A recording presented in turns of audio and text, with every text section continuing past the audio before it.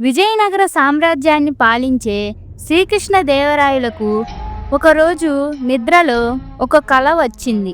ఆ కలలో ఆయన ఒక అందమైన రత్నాలు వజ్రాలు పొదిగిన బంగారు సింహాసనం మీద కూర్చొని ఉన్నట్లు, ఆ సింహాసనం ఎంత గొప్పదంటే దాని మీద కూర్చోగానే కోరుకున్న చోటికి క్షణంలో తీసుకెళ్లేటట్లు, అంతేకాదు గాలిలో తేలే ఆ సింహాసనానికి పొదిగిన ప్రతి రత్నంలోనూ వజ్రంలోనూ రాజుగారి ప్రతిబింబమే కనిపిస్తూ ఉంటుంది.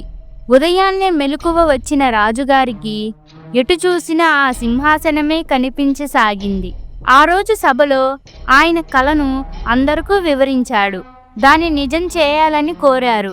అది విన్నవారంతా గాలిలో తేలే సింహాసనాన్ని తయారు చేయడం సాధ్యం కాదంటూ నచ్చజెప్పేందుకు ప్రయత్నించారు.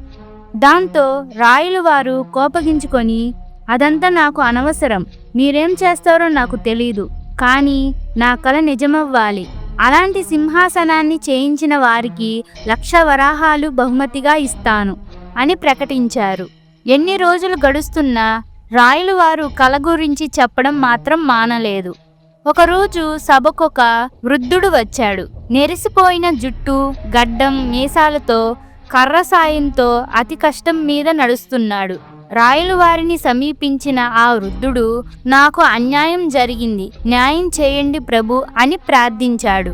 నీకేం అన్యాయం జరిగిందో నిర్భయంగా చెప్పు, నేను నీకు న్యాయం చేస్తాను అని రాయలు వారు హామీ ఇచ్చారు. నా దగ్గర 100 బంగారు నాణేలుండేవి ప్రభు, అవి ఒకరు దొంగలించారు. వారెవరో నాకు తెలుసు, వారిని అడిగి నా నాణాలు నాకు ఇప్పించండి చాలు అని వృద్ధుడు వేడుకున్నాడు.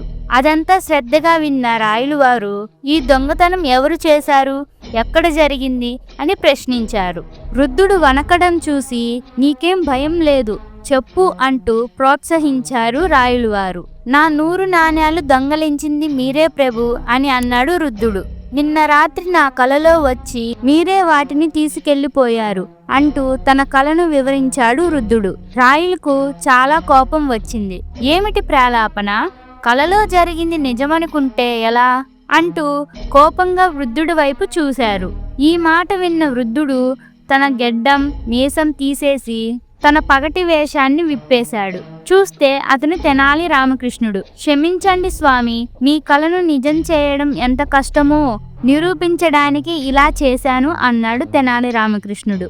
రాయలకు చాలా నవ్వు వచ్చింది. ఇంత చక్కగా తనకు అర్థమయ్యేలా వివరించిన తెనాలి రామకృష్ణుడికి రాయలు వారు ఎంతగానో అభినందించారు. ఇలాంటి స్టోరీస్ మీకు ఇంకా కావాలంటే ఇప్పుడే వీడియోకి లైక్ చేసి ఛానల్ని సబ్స్క్రైబ్ చేసుకొని బెల్ ఐకాన్ని ఆన్లో పెట్టుకోండి.